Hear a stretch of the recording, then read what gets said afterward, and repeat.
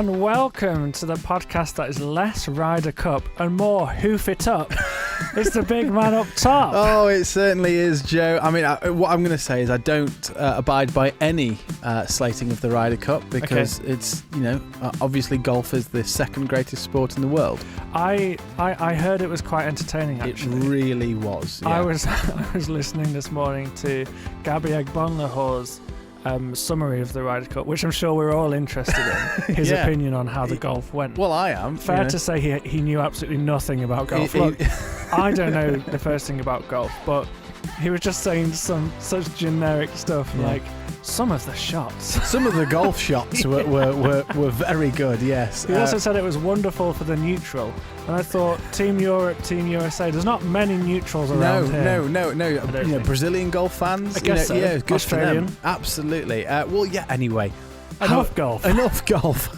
How are you doing, Joe? Really good, thank you, Ed. You've had quite the weekend, I believe. Did. I ended up in a press conference, Joe. My first ever press conference. How did that happen? It's a really long story, which I won't go into. But yeah, I found myself in the Stoke City media centre this weekend for the game at the Bet365 Stadium. And just sort of, because I was there and had a pass, I sort of just asked the person who'd let me go, can I go into the press conference? And they were like, yeah, that's fine. I obviously didn't have any questions to ask. You didn't want to ask Ed Jervis, big man up top. Yeah, well, this is it. It is something that I feel like we maybe should be doing. So, who knows? It's only, I'm growing in confidence. But the first time I had to just sit and watch, and what a weird experience of press conferences. What did you learn? Well, I just learned that there's a lot of respect for the managers. It's very, ladies and gentlemen, the manager, and it felt like when the headmaster used to enter the room in school, you're expected to stand or whatever it was. A lot of respect shown. Yeah, a lot of respect shown. And also managers generally a little bit grumpy. Not bothered. Not bothered by the whole thing. Clearly don't want to be there, but it was great. Mark Robbins was very frustrated after a 1-1 home draw against Norwich City. So I always like in a press conference if a manager tells a joke, no matter how bad the joke is, everyone laughs. Good one. Yeah, great one. Yeah. There was a lot of that sort of stuff going on.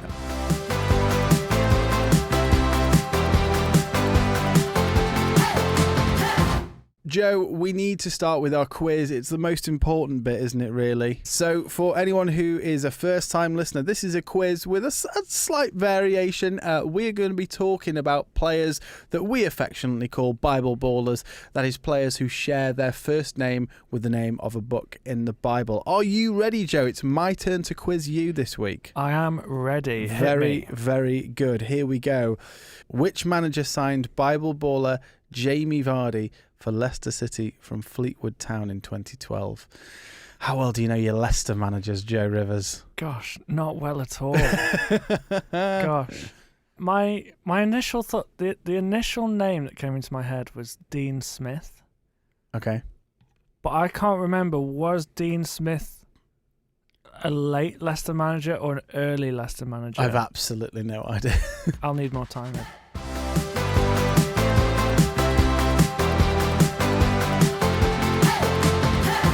So I do feel like we need to dedicate a small portion of this show to Graham Potter this week, Joe, because there's been lots of chat around Graham Potter, hasn't there, in the last few days, and it sort of all started out with a bit of a sort of a strange thing happening on Twitter. What was going on there? I think people are bored, Ed. I think that's what's happened here. There's been a lot of Graham Potter face swapping going on. Tell us about this. Well, I don't exactly know the origins of this, but I think we all scroll Twitter. Yeah. We probably shouldn't. It's a terrible place. It is awful. We do. It's where you get all your football news. It's where you get all the gossip. Ed. Yeah, it's where Fabrizio Romano lives. It is, very much so. And you're just scrolling down and you're starting to see kind of famous figures with Graham Potter's face. I quite enjoyed seeing one that was, the Jamie Carragher spitting out his car incident, but with Graham Potter's face. Yeah, I also saw a very odd one of James Maddison in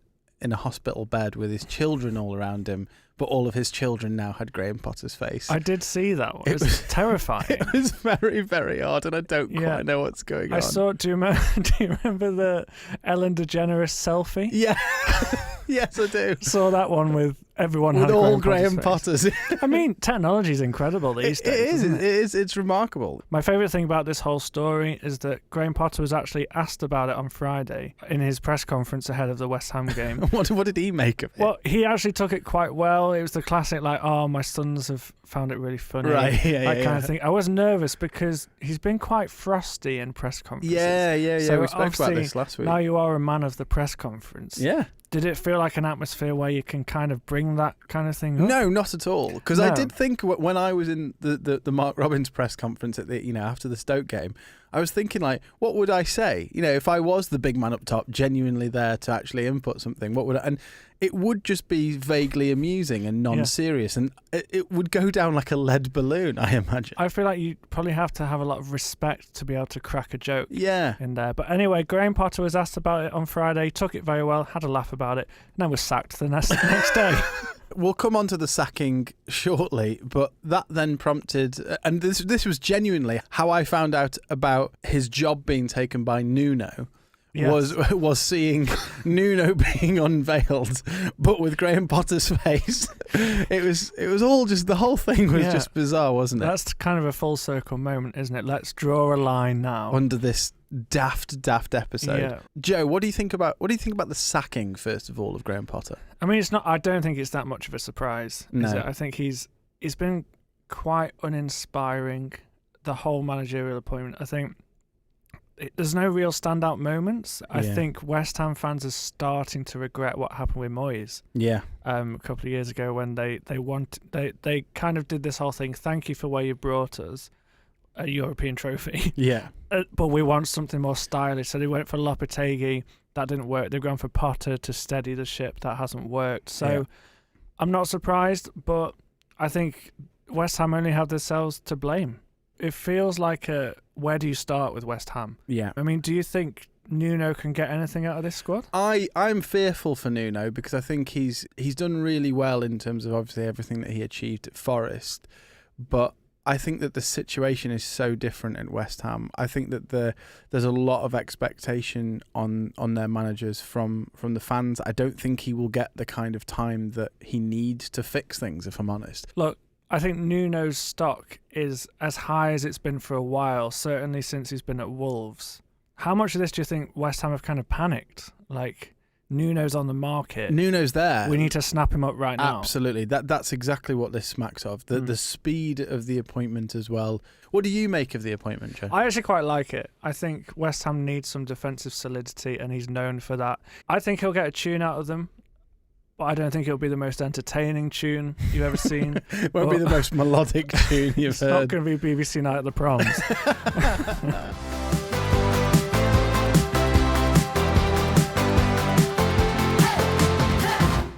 Let's have a look at the Premier League, Joe. This has been a weekend of upsets, hasn't it? It's been a really entertaining weekend, actually. Lots of standout results and, a lot of narrative, actually. Big time. Let's start with Arsenal getting a huge win at St James's Park, beating Newcastle 2-1. Let's talk about that one first, Joe. What did you make of Arsenal in this one? I thought they were brilliant. I thought they played so well, particularly that first half. A lot of people are saying a draw would have been fair here, but I tend to disagree with that. I think actually Arsenal did a lot in this game and deserved the win. It's obviously a big win for the title race. I think it's more important. Arsenal have kind of shaken this inability to beat Newcastle. Yeah. Newcastle absolutely love playing Arsenal. They can get under Arteta's skin so easily. And there were signs of them doing that again here. But for Arsenal to get this win is momentous. Over the last few years, somewhere they've not got any joy. And I think as well, all of the chat around Arsenal and Arteta has been around their mentality. Do they have the mentality to compete as champions in the Premier League, to really, really push for the title? And this felt like a champion's performance. It really did. But, backs against the wall. Can you actually, pull off a huge win? 3 set-piece goals, Joe, in this one. Yeah, what they're really good at. Both teams, actually. And I think it's kind of the story of this weekend and the Premier League so far. So many set-piece goals. It's wonderful, isn't it? It's wonderful for you to see. It's like going back to the 90s. Yeah, but all three goals here. Palace, we'll come on to them there. 2 goals were from set pieces. Sunderland's winner was from a set piece. So many set piece goals, and it's really becoming more and more part of the game and almost less frowned upon. Well, I think it's just one of those things that a set piece is something you can control. Football, it is just there's a whole sort of luck element to it. Does the ball fall to the striker in the right place? Is the final pass a good one? Obviously, there's quality there, but there's an element of luck that you're relying on. And so I suppose managers are just looking at, well, what can I control? What isn't within my control? And actually, set pieces is exactly that. You can set up your team in such a way to really maximise success from set pieces. And well, you can choreograph it, can't you? 100%. You can literally, you run here. Like, you're right, the element of control you can have. We're seeing it even with kickoffs now. Kickoffs referred to as a set piece because, again, it's something that you can practice off the pitch. Teams kicking for touch, Joe. Yeah, nonsense. And up and unders as well. It's but it is interesting to see the way the game has gone. There were a couple of controversial moments in this one, Joe. Tell us about the penalties. Well, yes, Arsenal awarded a penalty in the first half. It looked quite a stonewaller. There was a mistake from Jacob Murphy, kind of a loose back pass towards Nick Pope. Gyökeres got onto it, looked to be going around Pope, and Pope came out and clattered him. I think it was quite harsh to overturn this. Now, I'm going to disagree because I think that in this case what happened was VAR had a look at it and Nick Pope came out and he gets his foot on the ball just before the clattering. and there was a clattering there.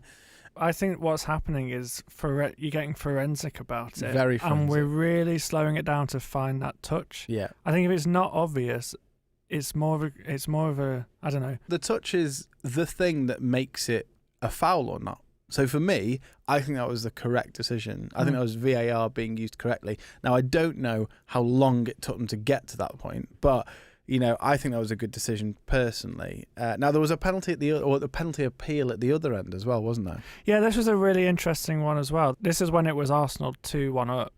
And Newcastle were attacking. Elanga put in a cross and it appeared to hit Gabriel on the arm. I say appeared, it very much hit. It very much did, didn't it? Him on the arm. The question around this was, did it deflect up off Gabriel's body onto the arm? And again, you're forensically looking at this. Yeah. I think this was a penalty. Well, I agree with you. And here's what, so look, if that's the rule and it's deflected, so therefore it's not, then okay, the refs made the correct decision. But it's that, should that be the law? Because if the defender's on the line and somebody hits the ball and it deflects off his knee and it still would have gone in, but then hits his hand. Do you argue that same point? Oh, well, there's a deflection, so therefore... Well, that's the thing, isn't it? And that's nonsense. Like, if his hand has stopped the ball from going in, then it's a penalty, It's to do with where your arm is, regardless of the deflection. If your arm is in an unnatural position, as they say, and the ball hits it, then it's a handball. Yeah. Why is his arm above his head in that instance? Absolutely. And, so for me, I think that should have been a penalty. But, regardless, let's not take anything away from Arsenal. Really great win for them. Speaking of a really great win, Palace beating Liverpool 2-1, Joe. Yes. What did you make of this one? Obviously as a Red, you'll be devastated. But try and objectively tell us about this one. Yeah, I mean, I'd love to know from a neutral perspective. Do you see this as a shock, or was this actually kind of? Well, I think I do, because despite the fact that Liverpool have clearly not been 100% at the races this year, they have still won every game. And so I think what I would say is I was expecting a below par Liverpool performance, but I was expecting them to get through it, scraping through a 1-0 win, And that's kind of the way the game went, wasn't it? When you see Chiesa equalising, I was mowing the lawn at the time, actually, Ed. It was a 3 p.m. kickoff, so you can't watch it. Yeah. I was mowing the lawn. I heard the equaliser in my ears, and I thought, okay, we're going to go on to win this now, hopefully. But that wasn't the case. I think the credit here has to go to Palace. As much as Liverpool didn't play well, Palace were excellent. Here he is trying to deflect. No, I'm giving them their flowers, Ed. Oh, good. Absolutely, and we'll come on to Liverpool, but I think the way Glasner has them set up defensively, his organisational awareness is incredible. He's got this 3-4-3 formation, more on that later, down to a T. He knows exactly what players play where. Yeah. On the counter, they're fantastic. Their fullbacks, Munoz and Mitchell, they play so high that it gives that defence a lot of problems. You're essentially playing against 5 attackers there because they've got the 2 wing-backs, the 2 number 10s and Mateta. They really, really stretch things, don't they? They really do. It looks like they're completely outnumbering your defence all the time. And the thing that's amazing about the way Glasner's got his Palace side playing is it's somehow incredibly solid at the back. They do not look like conceding. And yet at the same time, they just look so fluid going forward. And you just think, man, that's it. Like, make yourself hard to beat. And at the same time, a team that creates chances. And you'll do all right, won't you? And you think fluidity in Palace going forward, you think Eberechi Eze. And obviously he's not there anymore, but they still look so good going forward. They recruit well. I'm really impressed with them. And that brings them on to 18 games unbeaten. One manager who can't get his 3-4-3 formation right is Ruben Amorim at Manchester United. Good old Ruben Amorim. What on earth is going on there? I mean, yeah, confusing. Don't really get it. Where do you go for United? They were shocking. Some interesting comments from Wayne Rooney. Yeah, Wayne Rooney referring to the fact that the soul has left the club. He said that there's players there that don't deserve to wear the shirt. The side needs a new engine, and supporters are waiting for the club to crumble. That's strong words from a United legend, and I think I agree with him. I think you've got a situation now where United fans are almost hoping to just completely start again. They're hoping to start again. Yeah. And again, at what point do you go, we can't just keep doing this? Exactly. But it's the never-ending cycle. You give one manager the keys, spends ridiculously. You don't give him enough time to figure it out, and then you start the process again every sort of 18 months, and you never actually get anywhere. You never achieve anything. No. And you never look like you're going to achieve anything either. No, there's been some really interesting chat about Amorim's substitutions as well. I've seen a lot of discourse online about he has this desire to change a centre-back. Yeah. About an hour in. Yeah. He brings on a new centre-back. And you're a bit like, why are you doing that? How is that affecting the game? He does this a lot. There was a fantastic sort of piece on Match of the Day. I don't know if you're referring to this, Joe, where they showed the substitutions that Amorim made, and every time somebody came on, there were about 2 changes for people to fit in with the new sub. So many players played 3 or 4 positions at the weekend. And let me tell you, the PowerPoint presentation that they showed on Match of the Day to highlight this was a sight to behold. It's probably the best thing that Man United have done this season, really. Let's look at Brentford, because we can't just brush over the fact that earlier in the season we were talking about Brentford being one of the sides that were going to struggle, and a massive win for them. Yeah, absolutely huge. I think a standout for me was Igor Thiago, the striker up front. He's been there now a couple of years, plagued by injuries last year, and he was very much touted as, this is Ivan Toney's replacement. And you didn't see anything last year because of injuries and getting up to speed. But this year you're really seeing the benefits of him, of leading the line. This Brentford attack have gone through a lot of changes with Mbumo and Visser moving on. So, but I just thought they looked really good going forward. And always lovely to see Kelleher saving a penalty from Bruno. Now, let's have a look at Brighton, because I think we also have to point out that an incredible away win from Brighton, beating Chelsea 3-1 at Stamford Bridge. Danny Welbeck scoring again. He's still here. He's still here. He's still firing on all cylinders, apparently. Sign him up to England, honestly.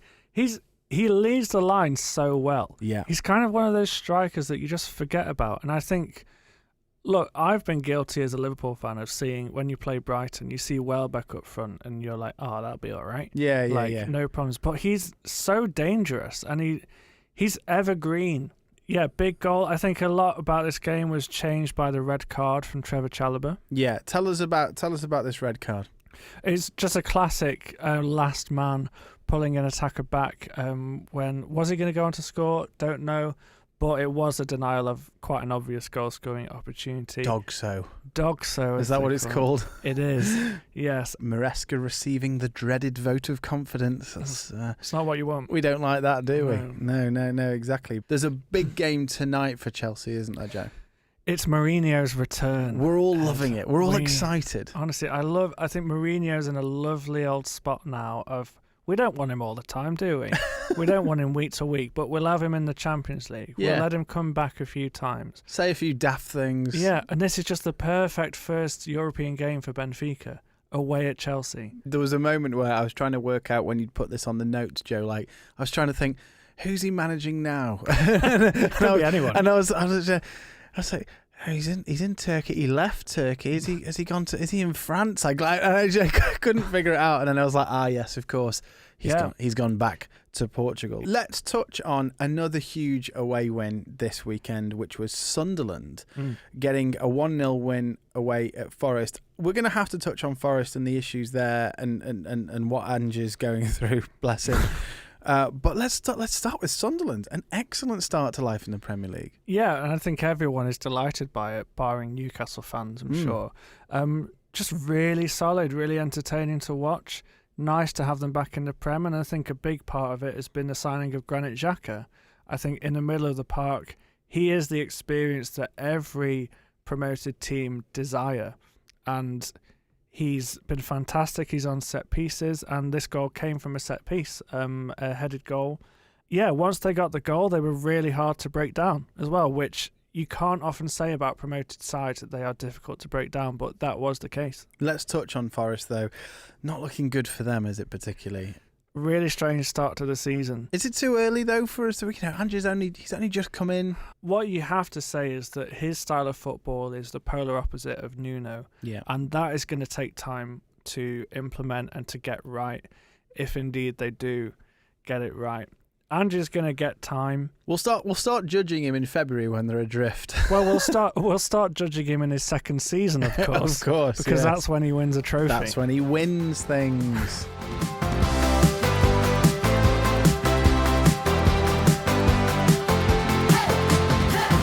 So this week, our chat is actually going to be a little bit different. We want to spend some time reflecting on some actually really sad news that came out over the weekend. The death of Billy Vigar. Ed, why don't you fill us in about what's happened? So if you haven't heard, it's a really, really sad story. So Billy Vigar was a player who came through the Arsenal academy. He was currently playing for Chichester City. Now, on the 20th of September, he was in a game against Wingate and Finchley, an away match, and he suffered a severe brain injury during that match. The report is that the injury occurred when he collided with a concrete wall at the side of the pitch whilst attempting to keep the ball from going out of play. I think we've all seen those moments where a player's fully sprinting towards the touchline and they've found themselves clattering into the advertising hoardings. Well, if you actually go on Wingate and Finchley's website, you will see that there's a massive picture of the stadium on their website, and there is a concrete wall all around the pitch. What looks like maybe 6 or 8 feet from the touchline, and so you can fully imagine how this has happened. Now, after the injury, he was taken to hospital. He needed to be placed in an induced coma. He actually underwent surgery on Tuesday, and tragically, despite medical efforts, Billy Vigar passed away on the 25th of September at the unbelievably young age of 21 years old. And just an incredibly sad story. So sad, and tributes have been pouring in from across the footballing world, from his club Chichester City, along with former clubs Arsenal and Derby County. Kieran McGee, who is the Chichester City goalkeeper, he described the incident as an absolute freak accident and said the moment has left deep trauma for both teams on the pitch, and I'd imagine for the fans there as well. Witnessing a incident like that will stay with you forever. there's been games that have been postponed in that league. Chichester have said that for them, football was just not on the agenda at the moment. Playing a game of football is not on their radar because of what's gone on, and you can fully understand that, can't you? Yeah, absolutely. And I think there's, I don't know where we start with what the response to this should be, because I think you can look at practicalities of this, but like you referenced earlier on, the things his family must be going through right now are absolutely horrific. Yeah. Such a young man, promising career ahead of him, and for that all to be taken away from him at such a young age is absolutely devastating. And I think it's right that this is given the airtime it's getting, because I think it's so easy to just move on. Yeah. I think we saw with Diogo Jota, the incident that happened over the summer, that you can spend a lot of time talking about it, and then as soon as football starts, as soon as the world carries on, you almost start to forget about that happening, don't you? Yeah, and I think it is really important, as we look at our response, particularly as Christians, but as football fans and as humans, it would be so easy to become desensitized to stuff like this. It is very easy because, we do have to live our own lives, and we can't just be thinking about these things every moment of every day, but also, we can't just be allowed to just go, well, that was yesterday's news, let's brush it under the carpet and let's move on. I think the first thing that we have to do as Christians, the first thing that we're called to do, is to pray. We have to be praying for Billy's family, for his loved ones who are just in this, absolute freak accident, are going to be just trying to process this. Why on earth has this happened to Billy? Why has this happened to them? And these are difficult questions that none of us can really answer. What we do know from Scripture is that the Psalms, in Psalm 34, it says that the Lord is close to the brokenhearted and saves those who are crushed in spirit. And I think, like we said with Diogo Jota in the summer, there's going to be a lot of people who are brokenhearted and crushed in spirit, and God promises that he comes and sits alongside people in that. And sometimes it feels like you need more, but actually, the God of heaven, being with you when you're brokenhearted and being close to you when you're brokenhearted can, he promises, he brings peace that passes all understanding, as it says in Philippians. And we just pray that first and foremost, we pray that God would come alongside his loved ones at this time. Well, why don't we do that now before we move on and talk about some other stuff around this? Why don't we pray? Yeah, let's do it.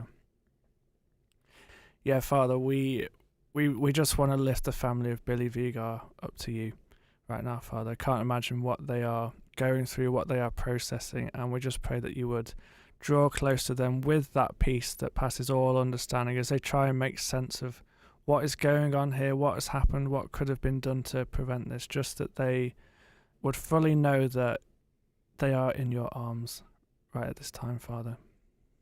Yeah, God, and we just pray that for all of those connected with the club, for those who witnessed the incident as well, for anybody suffering any kind of trauma, for anybody who is still processing this, we pray that you will draw near to those two, and we pray for all lessons to be learned and for things to be resolved in such a way that means that this doesn't happen again in the future. Amen. Amen. And I mean, as tragic as this is as well, there are lessons to be learned here. I think so. Yeah, I think so. So following Billy's death, there has been a petition calling for, quote, the removal of brick walls and other hard, immovable structures surrounding pictures. And this petition has received thousands of signatures. In many ways, it is an absolute freak accident. And these things do sadly happen in life. We need to balance that with what lessons can we learn? Practically, what lessons can we learn? And actually, this isn't the first time that this has happened. This is probably the most serious. But his death comes almost 3 years after the PFA demanded that safety rules around advertising boards be fully reviewed. Now, this was after a similar injury suffered by Bath City striker Alex Fletcher. who collided with a concrete-backed advertising hoarding, which actually led to his early retirement at the age of 25. So this was a few years ago. The PFA were demanding a review that doesn't seem to have happened, and sadly, we've now had this situation where Billy Vigar has sadly lost his life because of this. I feel like we've all been to games. It happens at least once a season for me, where you see a player, hit advertising hoardings.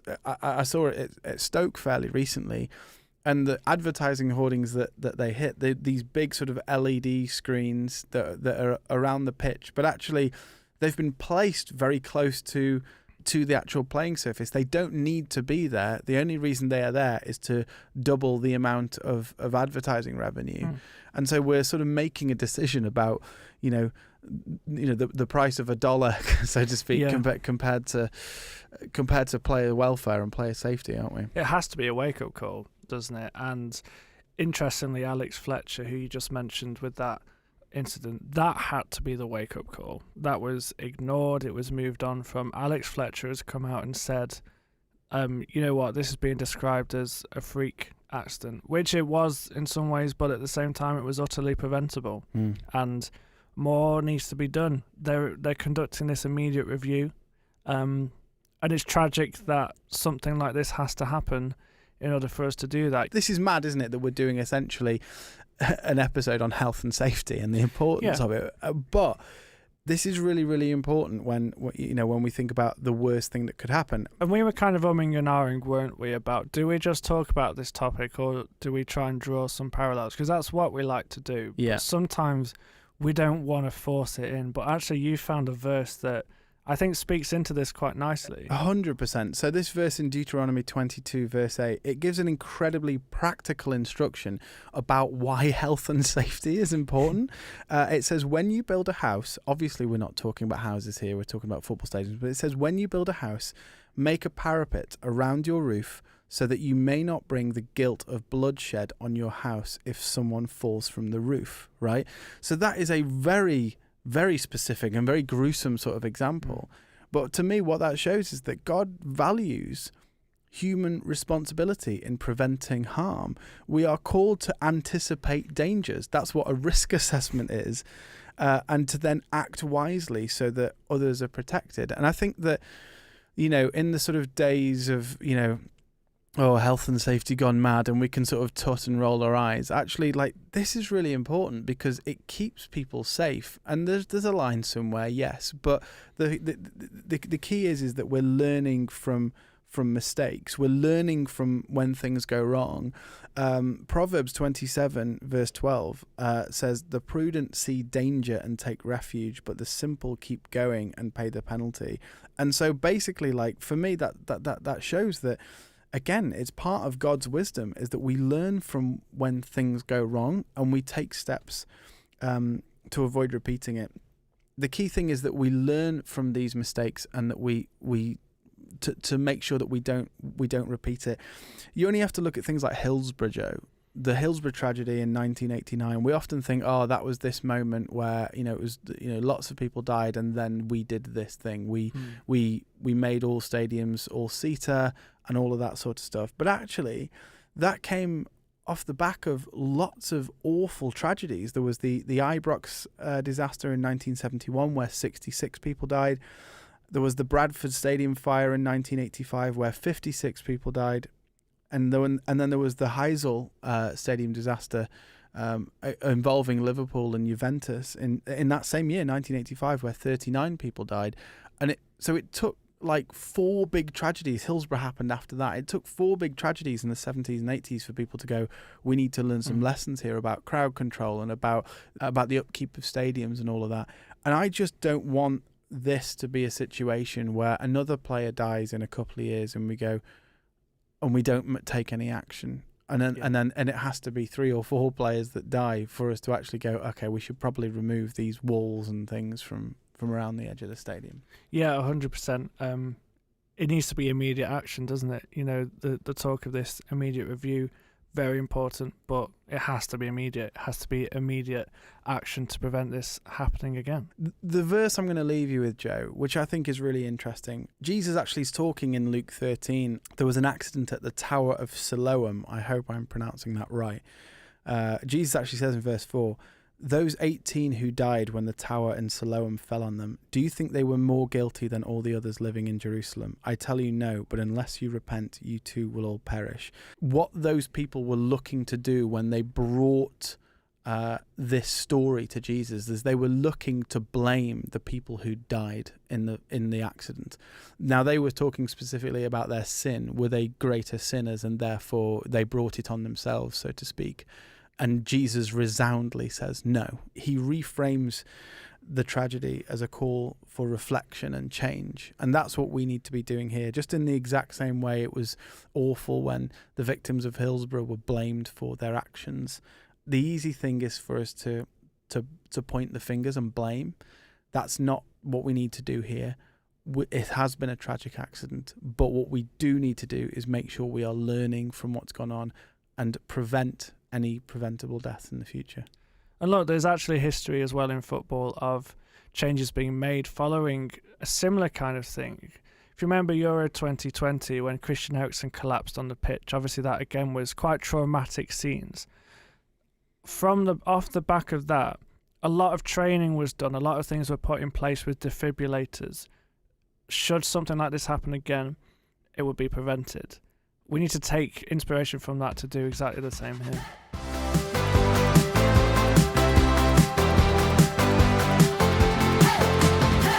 Right, Joe, it's time for Bible Ballers. How do you think you're doing? Oh, gosh, Ed, I'm struggling this week. You're struggling this week? Yes. Well, I'll read the question out again for you. Which manager signed Bible baller Jamie Vardy for Leicester City from Fleetwood Town in 2012? Non-league signing, over £1 million, I believe. Remarkable. It's a lot. Remarkable stuff. From non-league, isn't it? Yeah. So, Leicester managers. What are you going for, Joe? So obviously this was before Brendan Rodgers took charge. It was before Claudio Ranieri took charge. And I have no idea who Claudio Ranieri replaced. I might have to hedge my bets here and go for either a Steve Bruce, a Mick McCarthy, Sam Allardyce. Kind of picking one Who out. feels like they were in charge of Leicester? Championship Leicester. Let's say Claudio Ranieri. Is incorrect. Good guess though. You were after the manager that came before Claudio Ranieri. I know. So he won the league with them in 2015. Yeah. The manager before was Nigel Pearson. Oh, of course it was. Yes. He was the manager that took them from the Championship. Of course, it was the ostrich himself. Yes, that's right. I believe the first season, or one of the first seasons that Leicester were had Vardy in their side was the Genie year. Course. And then obviously they got promoted the following year. Oh, that's so annoying. And the rest is, as they say, history. Yes, Nigel Pearson. That's really frustrating. Never mind, Joe. Never mind. Never mind. You don't need to get them all right, do you? No, don't. No, I don't. I'm just like Liverpool. Don't have to win every game, but we'll probably win most of them. We'll probably win most of them. Well, that's all we've got time for, Joe. That is. Thank you for listening to the Big Man Up Top. If you want to get in touch with the show, please ping us an email at podcasts@ucb.co.uk. Please follow, subscribe, and give us some good reviews. This will help us get the word out. Also, if you've enjoyed this, tell your mates. Ed, thank you for producing the show. Yes, we still don't have a producer. We still don't have a producer. We're sort of, I'm doing all roles. So I'm somehow, scoring the goals up top and playing centre back all at the same time. You are the utility man we've always needed. There will be a new episode next Tuesday. See you then, Ed. See you later, Joe.